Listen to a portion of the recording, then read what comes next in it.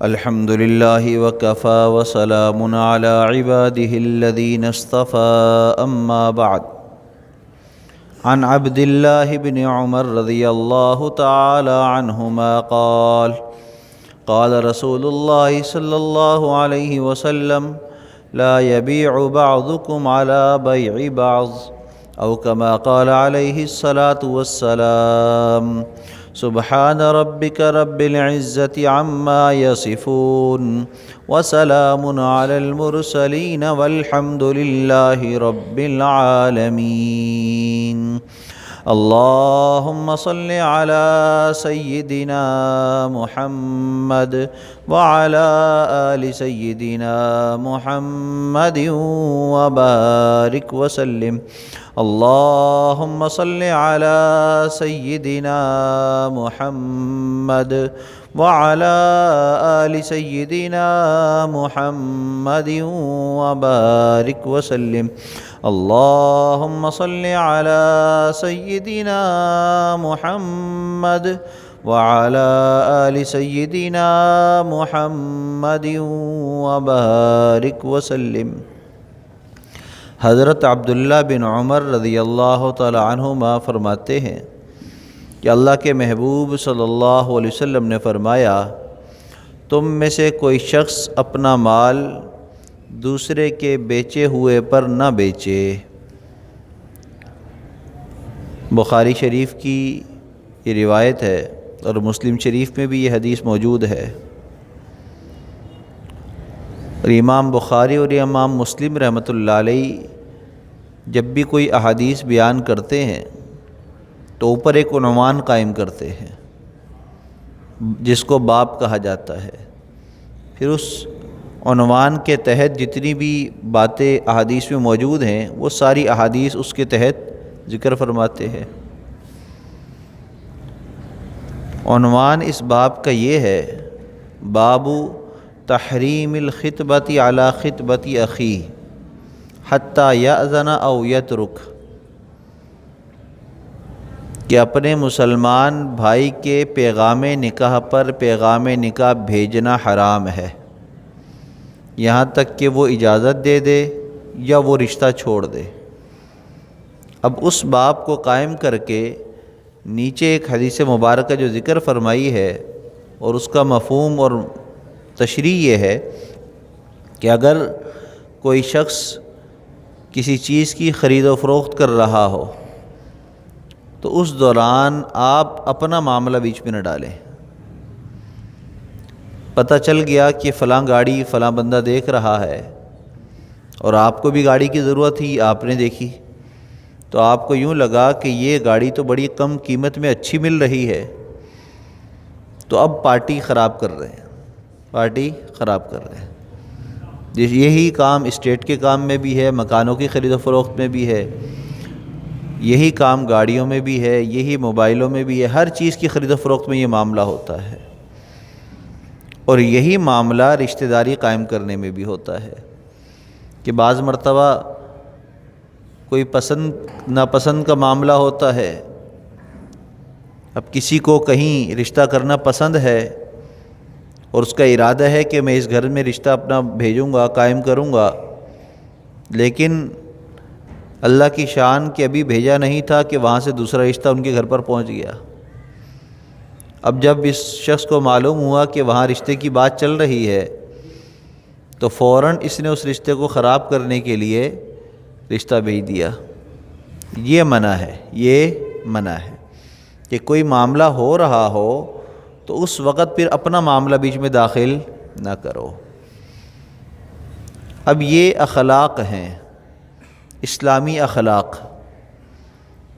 ہم لوگ جتنا دین کو سمجھے ہیں تو ہم سمجھتے ہیں اخلاق کہتے ہیں اچھی طرح بات کرنے کو، پانی پلا دینا اخلاق ہے، کسی کو سلام کر دینا اخلاق ہے، نماز کا اہتمام کر لینا یہ اچھے اخلاق میں سے ہے، راستے سے تکلیف دہ چیز ہٹا دی یہ اچھے اخلاق ہے بس۔ حالانکہ ایسا نہیں ہے۔ عبادات کل اسلام کے تہائی ہے، یہ چوتھا حصہ ہے، 1/3 حصہ جو 3 حصے ہیں وہ معاملات ہیں. وہ کیا ہیں؟ معاملات ہیں. اس میں رشتہ داریاں بھی ہیں، اس میں کاروبار بھی ہے، اس میں دوسروں کے ساتھ، پڑوسیوں کے ساتھ کیا معاملات کرنے ہیں وہ بھی ہیں، دوستوں کے ساتھ کیا رویہ کرنا ہے وہ بھی ہے، کاروبار کے سارے اصول اس کے اندر داخل ہیں. یہ سارے معاملات ہیں نا. ان معاملات کو اسلامی روایت کے مطابق کرنے کا نام اخلاق ہے. انسان اور حیوان میں فرق کیا ہے؟ اخلاق کا تو فرق ہے. ورنہ انسان کھاتا ہے، حیوان بھی کھاتا ہے، انسان سوتا ہے، حیوان بھی سوتا ہے. ہم گھر اپنے انداز سے بناتے ہیں، جانور حیوانات اپنے گھر اپنے انداز سے بناتے ہیں. وہی سارے کام جو ہم کرتے ہیں وہ بھی کر رہے ہیں. اور کئی معاملات میں ہم سے اچھے ہیں. کیسے؟ ہمیں کما کر کھانا پڑتا ہے، وہ بغیر کمائی کھاتے ہیں. اچھے ہوئے نا، بیٹھ کر کھا رہے ہیں، بادشاہوں کی زندگی، بیٹھ کر کھانا، کوئی فکر ہی نہیں ہے. اور ہمیں اس کی فکر لگی ہے کہ ہم کہاں سے کھائیں گے. تو انسان کو اشرف جو کہا ہے اس کی وجہ اخلاق ہے، کہ انسان جب اخلاق کو اپناتا ہے تو وہ اللہ کے ہاں اشرف المخلوقات کا درجے پر آ جاتا ہے. یہی وجہ ہے کہ آج مسلمان تعداد میں زیادہ بھی ہونے کے باوجود بھی کہیں غالب نظر نہیں آ رہے. وجہ کیا ہے؟ کہ ہم بد اخلاقی میں مبتلا ہو چکے ہیں، اخلاقی اعتبار سے ہم گر چکے ہیں، اور ہمارے اخلاق صرف مسجد، نماز، قرآن تک محدود رہ گئے ہیں. حالانکہ زندگی کے باقی سارے معاملات جو 24 گھنٹے کی زندگی ہے اس میں سارے کام اخلاقیات کے دائرے میں ہونے ضروری ہیں. تو تب جا کر ہم اس آیت کے مطابق پورے اتریں گے جس میں اللہ نے یوں فرمایا، یا ایھا الذین آمنوا ادخلوا فی السلم کافہ، اے ایمان والو سلامتی والے جنت میں، سلامتی والے دین کے اندر کامل طور پر داخل ہو جاؤ. تو تب ہم اس آیت پر پورے اتریں گے، ہاں اب ہم کامل ہو گئے. ورنہ بحیثیت انسان مسلمان ہو یا کافر ہو، اگر موازنہ کیا جائے تو کفار کو ہم دیکھیں، ان کے ہاں جھوٹ پر پابندی، ایسی تمام چیزیں کہ جن کو معاشرے کے اندر برائی کا درجہ دیا جاتا ہے تو وہ قانون بنا کر سختی کے ساتھ اس پر عمل کراتے ہیں. اور ہمارے ہاں قانون بھی موجود ہے، اسلام کی تعلیم بھی موجود ہے، لیکن ہم لاپرواہی کا مظاہرہ کر رہے ہیں. تو ضرورت اس بات کی ہے کہ ہم ان اخلاق کو اپنائیں جس کے ذریعے ہماری دنیا میں پہچان بنے اور اسلام کی تعلیمات لوگوں کے سامنے ابھر کر بشکل انسان سامنے آ جائے، ایک آئیڈیل سامنے آ جائے ان کے. اللہ کے محبوب صلی اللہ علیہ وسلم نے جن افراد پر اس بات کی محنت کی ان کو صحابہ کرام کہا جاتا ہے. صحابہ کرام رضوان اللہ علیہ مجمعین نے عملی طور پر اللہ کے محبوب صلی اللہ علیہ وسلم کی ہر سنت کو اختیار کیا، اپنایا، قرآن کے احکامات کو اپنی زندگی میں لے کر آئے. پھر وہ دنیا میں جس طرف بھی چلتے چلے گئے اللہ نے ان کو فتوحات عطا فرما دی، اللہ نے اسلام کو پھیلا دیا ان کی عملی طور پر، ان کے کردار کی وجہ سے. آج ہم بھی ملکوں کا سفر کرتے ہیں، کبھی جو ہے نوکری کے لیے جاتے ہیں، کبھی جو ہے وہاں پر پڑھائی کے لیے جاتے ہیں، کبھی اور ضروریات کے لیے، کبھی سیر و تفریح کے لیے. لیکن مجھے بتلائیے کہ اکثر جانے والوں کا حال کیا ہوتا ہے؟ جس ملک میں جانا ہوتا ہے اس ملک کے حساب سے ساری شاپنگ کر کے جا رہا ہوتا ہے. کپڑے بھی ویسے ہوں، وہاں جیسے لوگ رہتے ہیں ویسی میں اسٹائل میں رہوں. ارے بھائی، آپ اس ملک کی سیر کرنے اگر جا رہے ہیں تو آپ اپنے کلچر کے ساتھ جائیے تاکہ وہاں کے لوگوں کو پتہ چلے کہ پاکستان سے ایک مسلمان آیا ہے. اب وہاں جانے کے بعد وہاں کے رہائشی جو مسلمان ہوں گے وہ اصل میں مسلمان دکھیں گے، اور یہاں سے جانے والا وہ مسلمان نہیں بلکہ وہیں کے رہائشی جو کافر ہیں ان سے مشابہ دکھ رہا ہوگا، شکل صورت ہو یا لباس ہو یا اس کا رہن سہن ہو. ایک دفعہ جو ہے ایک تقریب کے اندر ایک عالم کو مدعو کیا گیا. جب وہ تقریب میں آئے تو انہوں نے دیکھا کہ لوگ جو ہے وہ ٹیبلیں لگی ہیں، کوئی کھڑے ہو کر کھا رہا ہے، کرسیاں بھی برائے نام ہیں، جیسے آج کل فیشن ہے کہ جتنا زیادہ ہم جو ہے دنیا کے اندر آگے بڑھتے ہیں تو پھر ہم اسی فیشن کو اختیار کرتے ہیں. کرسیاں ہونے کے باوجود بھی کتنے لوگ ہیں جو ٹیبل پہ کھڑے ہو کے کھا رہے ہوتے ہیں، کیونکہ لباس ایسا پہنا ہوتا ہے کہ وہ بھی سیدھا رہے، اور دوسرا لوگوں کو میں ایسا لگوں کہ میں ذرا باہر سے آیا ہوں تو ذرا میری ٹپ ٹاپ بھی دکھے. یہ ہمارے دماغ میں چیزیں بیٹھ جاتی ہیں، تو کھڑے ہو کر کھانا کھا رہے ہیں۔ تو عالم کہنے لگے کہ ان لوگوں کو کیا ہو گیا کہ یہ کھڑے ہو کر کیوں کھا رہے ہیں، بیٹھتے کیوں نہیں ہیں؟ تو کوئی ساتھی تھا قریب ہی اسی محفل کا، کہنے لگا مولوی صاحب آپ تو پرانے خیالات کے آدمی ہیں، آپ کو نہیں پتہ دنیا ترقی کر گئی ہے، یہ پڑھے لکھے لوگ ہیں اور پڑھے لکھے لوگوں کے یہاں یہ رواج ہے کہ کھڑے ہو کر کھانا کھایا جاتا ہے۔ کھا کے اچھا، حیرت کی بات ہے 16 جماعتیں پڑھنے کے بعد ان کو پتہ چلا کہ کھڑے ہو کر کھانا کوئی تہذیب ہے، ان سے بہتر تو پھر گدھا ہے کہ جو ابتدا سے ہی کھڑے ہو کر کھاتا ہے۔ تو آج حقیقت اگر ہم سوچ لیں تو مثال بری لگے گی، لیکن حقیقت یہی ہے کہ اگر کھڑے ہو کر کوئی کام کرنا فیشن ہے تو جانور پھر تو بچپن سے ہی کر رہے ہیں یہ کام، وہ تو بیٹھ کر کرتے ہی نہیں ہیں، وہ تو کھاتے بھی کھڑے ہو کر ہیں، ہگتے موتتے بھی کھڑے ہو کر ہیں۔ تو اس کا مطلب ہے پھر ہمیں پڑھائی کی ضرورت نہیں ہے، اگر 16 جماعتیں پڑھنے کے بعد جانور بننا ہے تو پھر ہم انسان ہی صحیح ہیں، پھر ہم انسان ہی صحیح ہیں۔ تو اصل اخلاقیات ہیں وہ نہ ہمارے ہاں بیان کی جاتے ہیں، نہ پڑھے جاتے ہیں، نہ ہم سننے کے گوارا کرتے ہیں۔ ہم کہتے ہیں کہ ہمیں میٹھی میٹھی باتیں بتاؤ، ہمیں وہ بات بتاؤ جس سے ہم لوگوں کے اندر اچھے بن جائیں، لوگ ہمارے عمل کو دیکھ کر کہیں واہ کتنا نیک بندہ ہے، یہ باتیں ہمیں بتاؤ، اخلاقیات والی باتیں ہمیں نہ بتاؤ، وہ ہمیں پتہ ہے، حالانکہ پتہ کچھ بھی نہیں ہے۔ ایک ہی مثال دی ہے، ہم سمجھ جائیں کہ کتنا ہمیں پتہ ہے۔ ہمیں جو پتہ ہے وہ سب جو ہے وہ حیوانات کو بھی پتہ ہے، اور اسلام ہمیں وہ سکھاتا ہے، ہمارے علماء اکابرین ہمیں وہ بتلاتے ہیں جو اسلام نے ہمیں بتلایا ہے، جو اللہ کے محبوب صلی اللہ علیہ وسلم دین لے کر آئے ہیں، اس دین کے اندر ہمارے کیا تعلیمات ہیں وہ ہمیں پڑھنی ہے، وہ ہمیں سیکھنی ہے۔ تو اللہ کے محبوب صلی اللہ علیہ وسلم نے صحابہ کرام پر ایسی محنت فرمائی تھی کہ ان کے انگ انگ روئے روئے کے اندر اللہ کے احکامات اور نبی کا طریقہ آ چکا تھا، وہ اس کے خلاف کرنے کو سوچ ہی نہیں سکتے تھے۔ ایک دفعہ ایسا ہوا، ایک صحابی نے اپنے دوست سے کہا کہ بھئی دیکھو میرا شادی کرنے کا ارادہ ہے، وہ جو فلاں صحابی ہیں ان کی بیٹی ہے، میں چاہتا ہوں کہ ان کی بیٹی سے میرا نکاح ہو جائے، لیکن مجھے ان کا نہیں پتہ کہ وہ بھی کرنا چاہتے ہیں کہ نہیں، اور میرا کوئی سرپرست ایسا ہے نہیں، کوئی بڑا بھائی ہو کوئی ہو تو اس کو میں بھیج دوں، آپ دوست ہو آپ میری طرف سے چلے جاؤ پیغام نکاح لے کر، جا کے ان کے والد سے بات کر لو تو میری طرف سے آپ چلے جائیں۔ اب وہ اللہ کی شان اپنے دوست کا پیغام لے کے چلے گئے۔ ایک دن گزر گیا، 2 دن گزر گئے، کچھ دن گزر گئے، وہ اب انتظار میں ہے کہ ابھی دوست ملے، اس سے پوچھوں کیا ہوا۔ تو کچھ دنوں کے بعد اچانک جو ہے سامنا ہو گیا، تو ایک دم انہوں نے کہا کہ کہاں ہو بھائی؟ اب وہ چھپ کر گزرنا چاہ رہے تھے، لیکن انہوں نے پکڑ لیا، کہا کہ کہاں بھاگ رہے ہو آپ؟ میں نے ایک کام آپ کے ذمہ لگایا تھا، اس کا کیا ہوا؟ آپ نے جواب نہیں دیا۔ کہنے لگے اصل میں مجھے شرمندگی ہو رہی تھی اس لیے میں نہیں آیا آپ کے پاس۔ بھئی معاملہ ہوا کیا یہ تو بتاؤ۔ کہنے لگے آپ کا پیغام نکاح لے کر میں ان کے دروازے پر گیا، ان کے والد سے ملاقات کی، ان کو جا کر میں نے جانے کا مدعا بتا دیا کہ میں اس گھر سے آیا ہوں، فلاں کی طرف سے نکاح کا پیغام لے کر آیا ہوں آپ کی بیٹی کے لیے۔ تو وہ جو ہے گھر چلے گئے اور جا کر اپنے گھر والوں سے مشورہ کر کے آیا، تو انہوں نے آ کر کہا کہ بھئی اس سے تو ہمارا ارادہ نہیں ہے اپنی بچی کا نکاح کرنے کا، ہاں البتہ اگر تم چاہو تو تم سے کرنے کا ارادہ ہے، تم چاہو تو تم سے کرنے کا ارادہ ہے، اگر تم قبول کرتے ہو تو ہم تم سے اپنی بیٹی کا نکاح کر دیں گے۔ اب اس صحابی نے کہا کہ میں تو پیغام نکاح لے کر قاصد بن کر آیا تھا، تو میرا ہی یہاں پر نکاح کی بات ہو گئی، تو میں نے کہا کہ بھئی ہاں میں بھی نکاح تو کرنا چاہتا ہوں، تو بر رشتہ میرے پاس بھی نہیں ہے، اگر آپ تیار ہیں تو میں تیار ہوں، میں بھی تیار ہوں۔ تو انہوں نے اپنی بیٹی کا نکاح مجھ سے کر دیا۔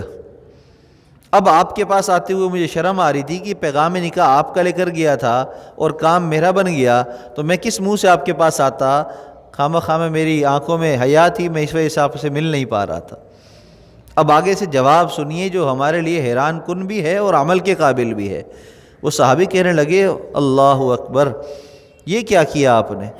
اصل میں تو وہ آپ کے نصیب کی تھی، میں خواہ ٹانگ اڑا رہا تھا بیچ میں، آپ مجھے آ کر بتا دیتے، آپ مجھے بتا دیتے۔ آج یہ جذبہ ہمارے پاس نہیں ہے۔ اگر ہم کہیں گاڑی دیکھنے آ گئے، کسی کے محلے میں چلے گئے یا مکان دیکھنے چلے گئے، اور کسی اور دوست کو بھی پتہ چلا وہ پہلے سے اس کی ڈیل چل رہی ہے، تو اب ہم چاہیں گے چاہے دوست ہی بھائی کیوں نہ اس کو کاٹو، 1000 2000 بڑھا کر اپنا معاملہ کرنے کی چکر میں لگ جائیں گے، دوسرے کو کٹا دیں گے۔ تو یہی اس حدیث مبارکہ میں فرمایا کہ کسی اور کے معاملے پر اپنا معاملہ نہ کرو۔ ہاں اگر ایک کا معاملہ نہیں ہوا، ان کی بات نہیں بنی، فائنل ریجیکٹ ہو گیا، اب آپ وہاں اپنا معاملہ کرنا چاہیں کر لیں، چاہے خرید و فروخت ہو، دکان ہو، مکان ہو، یا رشتے کا معاملہ ہو، ہر جگہ یہی اصول ہے۔ بازار میں چلے جائیں تو ہر دکاندار دوسرے دکاندار کے گراہکوں کو کھینچنے کی کر رہا ہوتا ہے۔ دکان یہاں ہے، دکان سے دور کھڑا ہوگا بندہ، اور جو دور سے آنے والا ان کا آئیں اس دکان میں آئیں، 2 دکان پہلے سے کھینچ کھینچ کر لا رہے ہوں گے اپنی دکان میں، اور باقاعدہ دکانداروں نے اس کے لیے بندے رکھے ہوتے ہیں باہر سے بندے لانے کے لیے۔ اب یہ کیا معاملہ ہے؟ حالانکہ اگر ہم اپنی ہسٹری اٹھا لیں، اسلامی ہسٹری ہم دیکھ لیں، تو ہم دیکھیں پہلے تجارت لوگ کیسے کرتے تھے، پہلے لوگ کاروبار کیسے کرتے تھے۔ بازار کے اندر اصول بنے ہوئے تھے کہ جب تک کہ ہر دکاندار کے پاس کوئی گراہک نہ آ جائے تو دوسرے فکر کرتے تھے یار اس کے پاس آج کوئی نہیں آیا۔ امام اعظم ابو حنیفہ رحمۃ اللہ علیہ بھی تاجر تھے کپڑے کے، ان کے واقعات میں بھی ایک واقعہ اس طرح کا لکھا ہے کہ ایک مرتبہ ان کے پاس کوئی بندہ خریدار آیا کپڑا خریدنے کے لیے، انہوں نے کہا کہ بھی میں نہیں بیچ رہا، آپ فلاں دکاندار ہے سامنے، اس سے آپ جا کر لے لیں۔ کہا نہیں مجھے تو آپ سے لینا ہے، مجھے یہ پسند، کہا یہ کوالٹی اس کے پاس بھی ہے، آپ اس سے جا کر لے لیں۔ کہا اچھا بھائی، وہ چلے گئے، وہاں سے خرید لیا۔ جو ساتھی سن رہا تھا اس نے کہا کہ یہ کیا معاملہ کیا آپ نے، ایک گراہک آپ کے پاس آیا ہے، آپ سے ہی چیز لینا چاہتا ہے، آپ وہاں بھیج رہے ہیں۔ کہنے لگے کہ اصل میں تو 2-3 چیزیں بیچ چکا ہوں، میرے پاس تو کچھ آمدنی ہو چکی ہے، اس سامنے والا صبح سے خالی ہاتھ بیٹھا، اس کے پاس ایک بھی گراہک نہیں گیا، تو میں نے چاہا کہ اس کی بھی کچھ بکری ہو جائے، اس کی بھی کچھ آمدن ہو جائے، اس لیے میں نے اپنا بندہ وہاں بھیج دیا۔ اور آج ہم کیا کرتے ہیں، ہم توڑتے ہیں۔ وہ جیسے جب برسات ہوتی ہے نا تو مینڈکوں کی آواز آتی ہے، تو ان کو کیا کہتے ہیں، برساتی مینڈک۔ کیا کہتے ہیں، برساتی مینڈک۔ اب یہ ہمارے ہاں اردو میں محاورہ ہے، برساتی مینڈک۔ ہر وہ کام جو بے موقع ہو رہا ہو یا کبھی ہوتا ہو کبھی نہ ہوتا ہو، تو ایسے موقع پہ جو کام کرنے والے ان کو کہتے ہیں برساتی مینڈک بنے ہوئے ہیں۔ کیا بنے ہوئے، برساتی مینڈک بنے ہوئے ہیں۔ اسی طرح کا ایک واقعہ دمشق کا ہے، اور جس کے ساتھ وہ واقعہ ہوا اس نے خود وہ واقعہ اپنا بیان کیا، اور عنوان تحریر کر کر آگے چھاپنے والوں نے یوں عنوان دیا اس واقعے کو کہ نسلی تاجر اور فصلی تاجر۔ نسلی تاجر اور فصلی تاجر۔ جو نسلی تاجر ہے اس کی پہچان ہی کچھ اور ہے، اور جو فصلی ہیں نئے نئے بن جاتے ہیں، جن کو اصول نہیں ہے تجارت کے، تو وہ پھر یہ حرکتیں کرتے ہیں، وہاں سے بھی کاٹ، یہاں سے بھی کاٹ، اس کو بھی خراب کر، اس کو بھی خراب کر۔ جو نسلی تاجر ہوتے ہیں نا، وہ مارکیٹ خراب نہیں کرتے بلکہ مارکیٹ بناتے ہیں، دوست بڑھاتے ہیں، دشمن نہیں بناتے، آپس میں حسد نہیں کرتے، دوستیاں لگا کر کاروبار کرتے ہیں کہ یار میری بھی چلے اس کی بھی چلے، کیوں کسی کی دکان خراب ہو۔ تو اب دیکھیں ایسے دکاندار آپ کو بہت کم ملیں گے مارکیٹ کے اندر، زیادہ تر فصلی ہیں، ایک دوسرے کی کھینچتانی میں لگے ہوئے ہیں اپنے کام نکالنے کے لیے، اپنا سامان بیچنے کے لیے، چاہے وہ 2 نمبری چیز کیوں نہ ہو۔ تو ہم نسلی تاجر بنیں۔ دمشق کا واقعہ ہے کہ ایک شخص بیان کرتا ہے کہ میں جو ہے دمشق کے قریب ایک قصبہ تھا، اس زمانے میں تو وہ بہت بڑا علاقہ بن گیا ہے، سویدا کے نام سے علاقہ ہے، وہاں کا میں رہائشی تھا۔ مڈل اسکول میں پاس ہوا، اور میں پورے ڈویژن میں اول آیا، اور جب پورے ڈویژن میں مڈل کلاس کوئی اتنی بڑی تو نہیں ہے، لیکن اس کلاس کے پڑھنے والوں کے لیے تو بہت بڑی ہے، پھر پورے ڈویژن کے اندر ہی فرسٹ آ گیا، تو میں بہت خوش اپنے رزلٹ پر۔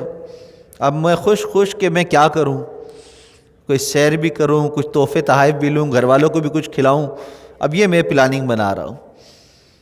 اب میں اتنی عمر تو میری تھی نہیں، اور پیسے بھی میرے پاس نہیں ہوتے تھے جو میری جمع پونجی تھی، تو اس زمانے میں اب جو وہاں پر کرنسی چلتی ہے اس کو لیرہ کہا جاتا ہے، تو اس سے تشبیہ دیتے ہیں، کہتے ہیں کہ میرا 5 لیرہ کا ایک نوٹ تھا اور 1 لیرہ کا ایک سکہ تھا، وہ میرے پاس تھے، کل 6 لیرے۔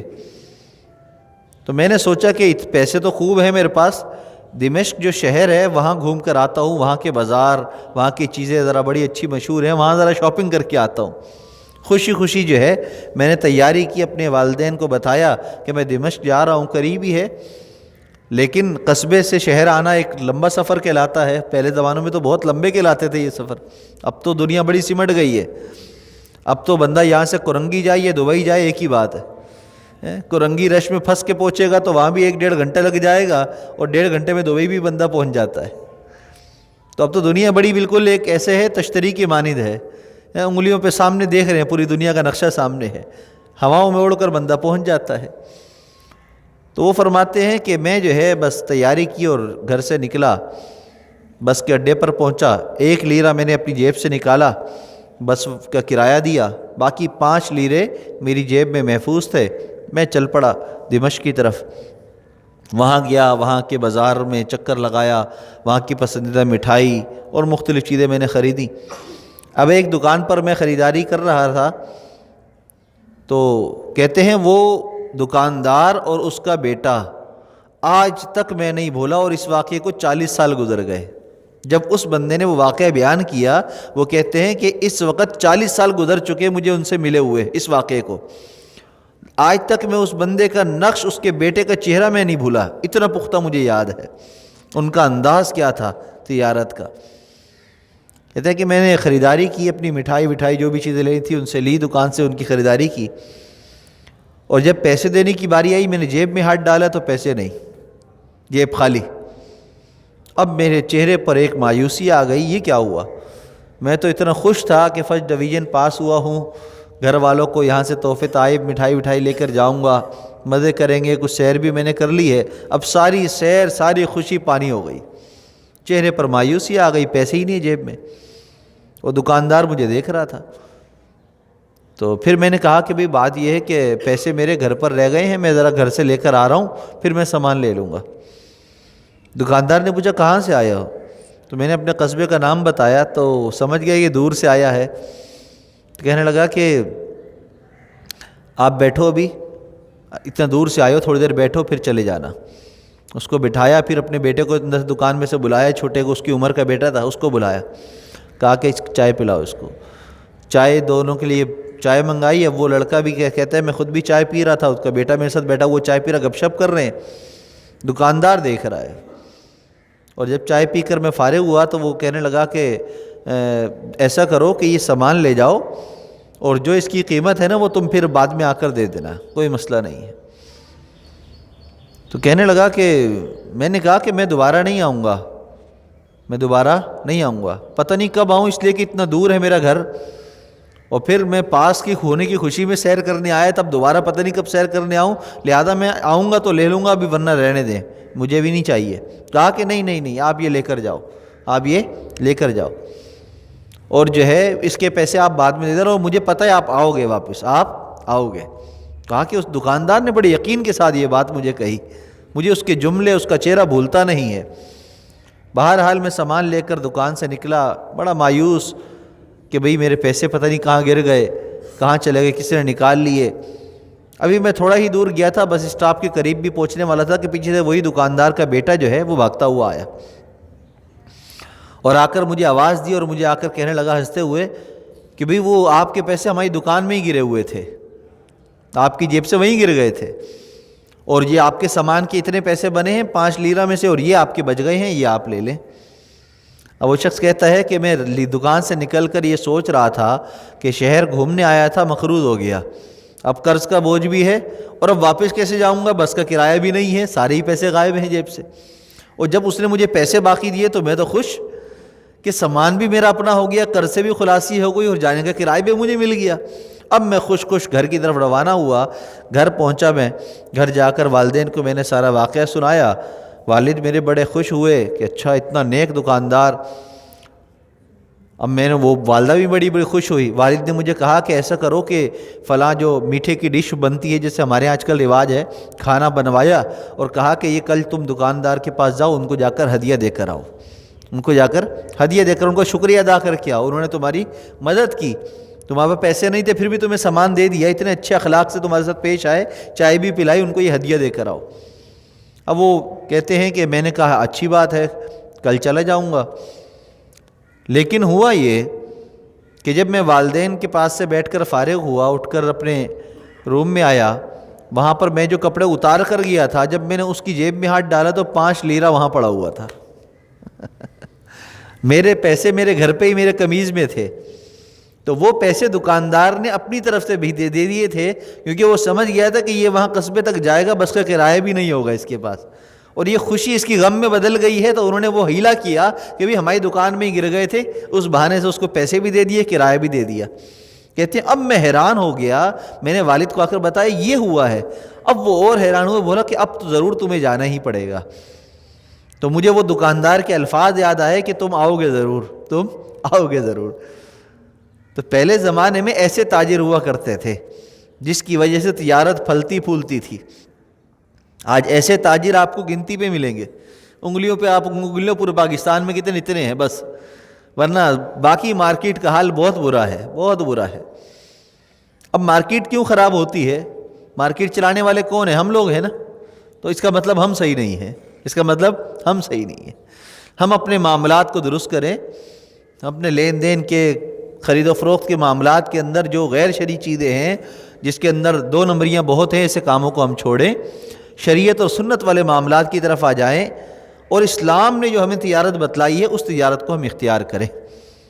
اسلام نے ہمیں دو تجارتیں سکھائی ہیں، ایک تجارت وہ ہے جو ہم بازار میں کرتے ہیں، دکانداری کرتے ہیں، وہ بھی اسلام نے ہمیں سکھائی ہے، اور دوسری تجارت اللہ تعالیٰ نے ہمیں یہ بتلائی ہے، یا ایھا الذین آمنوا ھل ادلکم علی تجارۃ تنجیکم من عذاب علیم تؤمنون باللہ ورسولہ وتجاہدون فی سبیل اللہ باموالکم وانفسکم ذالکم خیر لکم ان کنتم تعلمون۔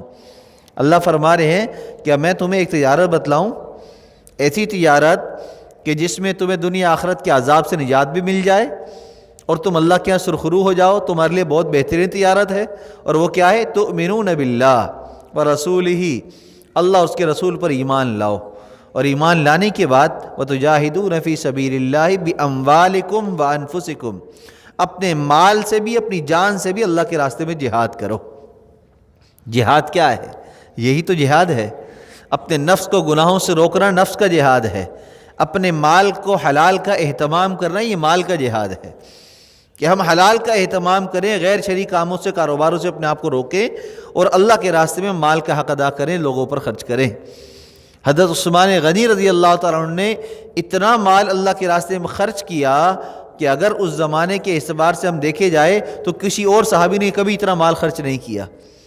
اللہ کے محبوب صلی اللہ علیہ وسلم کے ہر بات پر آپ نے اپنے مال کو پیش کر دیا، یہاں تک کہ آپ یہ کہنے پر مجبور ہوئے کہ میں سب کا حق ادا کر دیا، عثمان تیرا حق اللہ خود ہی ادا کرے گا، میں نہیں کر سکتا، اتنا تو نے میرا ساتھ دیا ہے۔